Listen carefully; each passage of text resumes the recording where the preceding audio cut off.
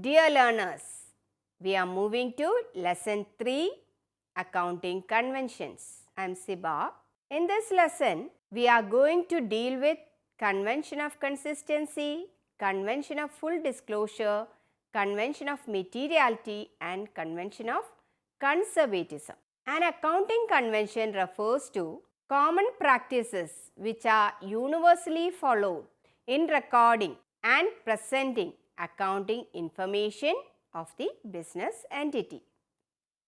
Accounting conventions are followed like traditions in a society or customs in a society.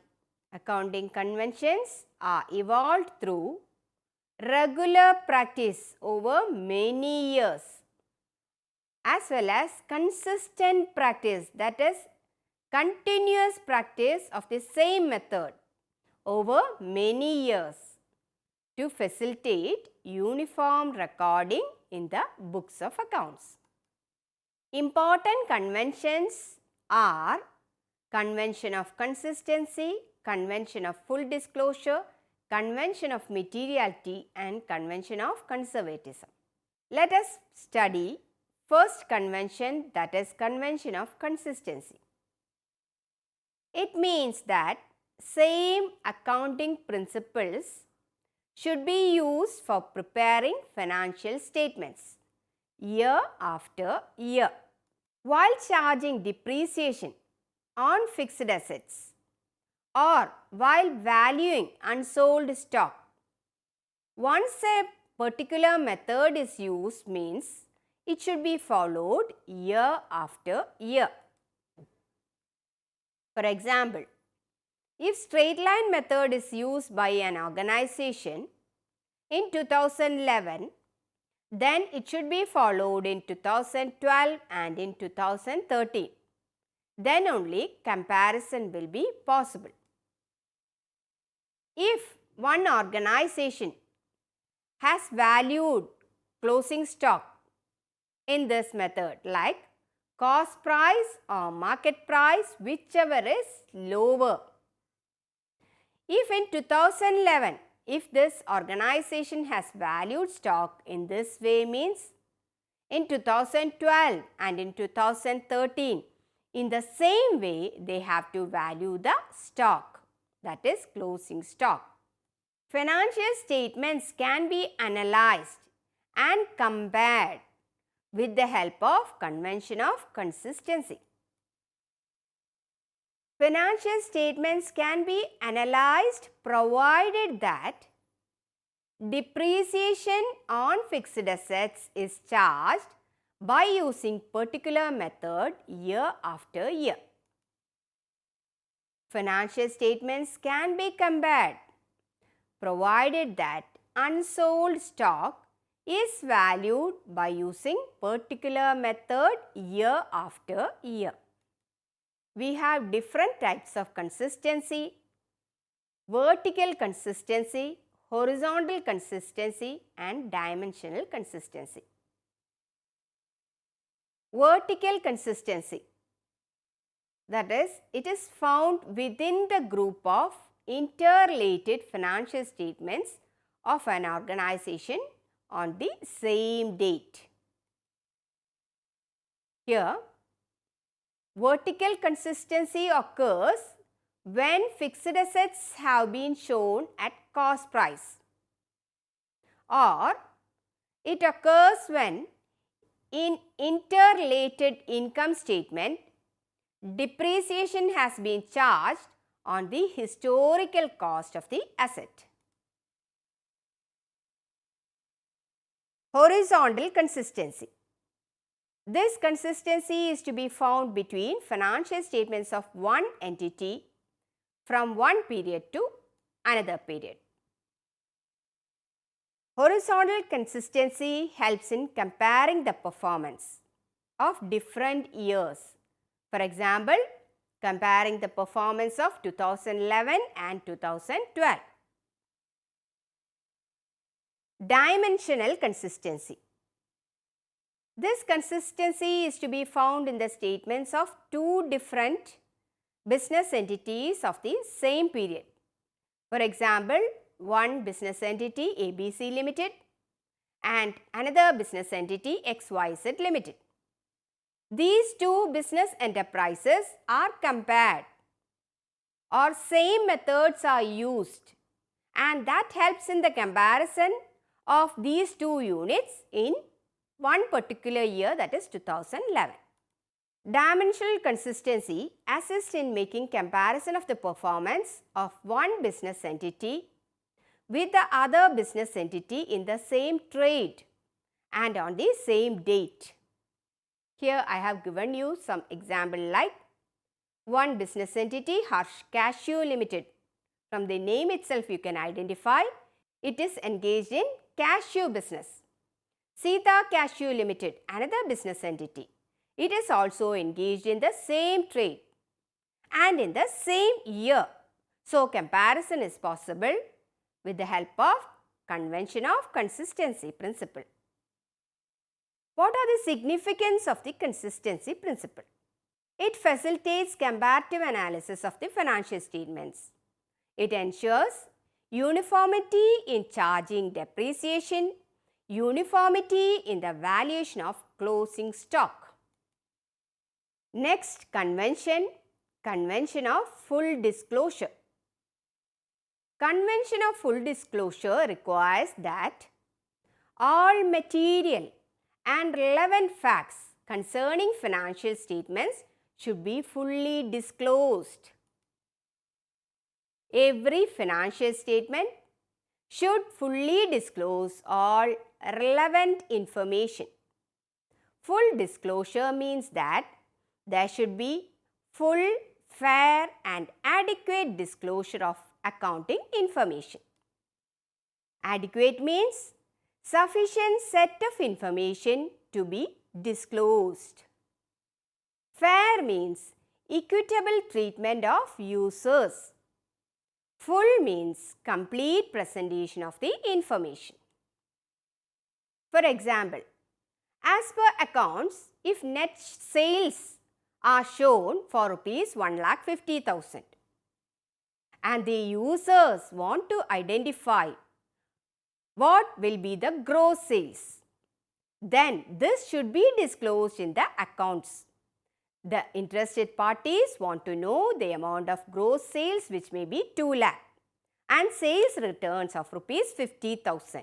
Usually we have to prepare the sales with sales returns in the inner column, and then in the outer column net sales will be disclosed. That is because of the full disclosure principle. Whatever details are available must be honestly provided in the accounts. Additional information should also be given in the financial statements. Basis of valuation of assets should be stated clearly in the balance sheet. Change in the method of depreciation, if any reserve is created, that should be disclosed in the trial balance or in the balance sheet. What all things should be fully disclosed? All transactions should be disclosed. Change in the accounting policies should be disclosed. Change in accounting methods should also be disclosed in the accounts. The Companies Act 1956 under Schedule 6 has provided a format for the preparation of the profit and loss account and balance sheet of the company. The regulatory bodies like SEBI, that is Securities and Exchange Board of India, has also made compulsory for the complete disclosure by the registered companies. What is the significance of the Convention of Full Disclosure? It helps in meaningful comparison of the financial statements of different business units. This can also help in the comparison of financial statements of different years of the same business unit. Convention of Full Disclosure helps investor and shareholder for making investment decisions, and it helps in presenting reliable information. Next is the Convention of Materiality. This convention states that to make financial statements meaningful, Only material facts should be supplied to the users of accounting information. What are the material facts? That is, important information, reliable information, etc. can be considered as material facts. That is, these information which will influence the decision of the user. These can be called as material facts. Materiality depends upon the nature and amount involved in that particular transaction. What are the significance of convention of materiality? It saves time, saves resources, reduces the error of calculation and makes financial statement meaningful. Next is the convention of conservatism. This convention is based on the principle that anticipate no profit but provide for all possible losses. It provides guidance for recording transactions in the books of accounts. Main objective of convention of conservatism is to show minimum profit. That is, profit should not be overstated. If profit is shown more than the actual, it may lead to distribution of dividend out of capital. That is, capital will be reduced.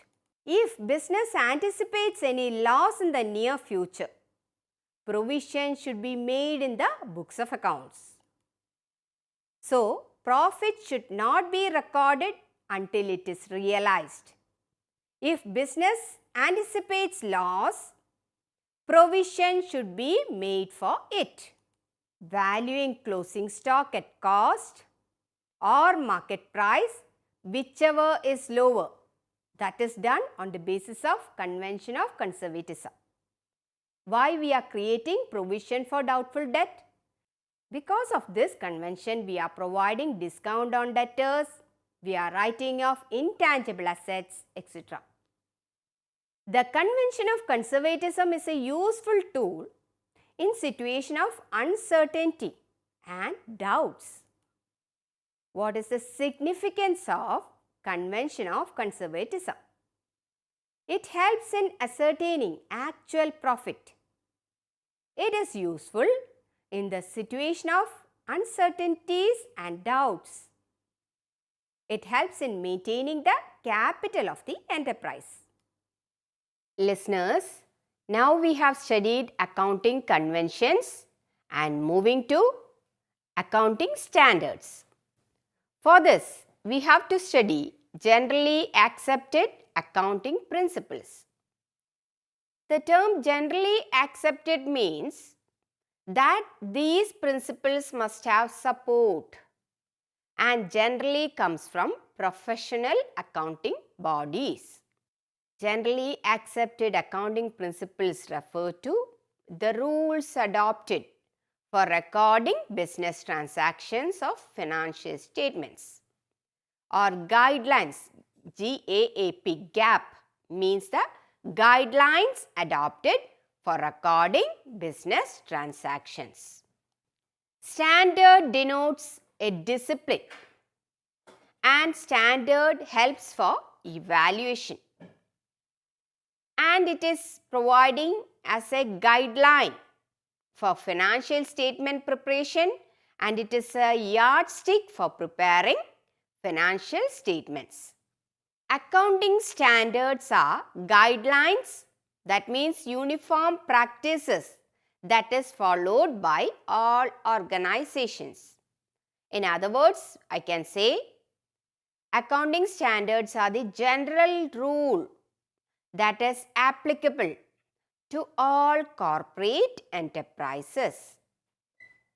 Institute of Chartered Accountants of India, that is ICAI, constituted the Accounting Standards Board ASB in April 1977 for developing accounting standards.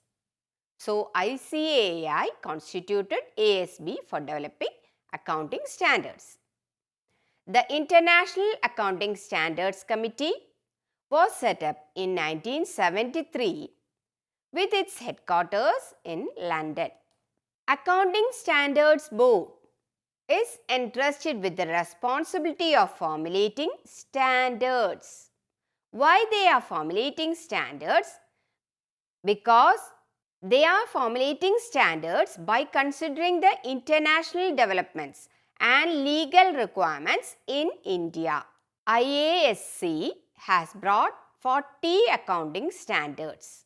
Institute of Chartered Accountants of India has issued 29 accounting standards. First accounting standard, AS1. It will disclose the accounting policies, and this standard deals with the disclosure of significant accounting policies in the financial statements. Important accounting policies are disclosed in AS1. Valuation of inventories are measured in AS2, are specified in AS2. AS2 standard deals with the principles of valuing inventories for the financial statements. AS3, that is about the cash flow statement. This standard deals with the financial statement which summarizes for a given period the sources and applications of an enterprise. AS4, Accounting Standard 4, deals with contingencies and events occurring after the balance sheet date. So, AS4 deals with the treatment of contingencies and events occurring after the balance sheet date. Accounting Standard 5, Net profit or loss for the period, prior period items and changes in the accounting policies are mentioned in AS5. Accounting Standard 5 deals with the treatment in financial statement of prior period and extraordinary items and changes in accounting policies. Accounting Standard 6 does not apply to assets in the category of forests, wasting assets, plantations, similar natural resources, etc. Accounting Standard 7, that is accounting for construction contracts. Accounting Standard 7 deals with accounting for construction contracts in the financial statement of contractors. Accounting Standard 8, that is accounting for research and development. Accounting Standard 8 deals with the treatment of cost of research and development in financial statements. Accounting Standard 9, that is about revenue recognition.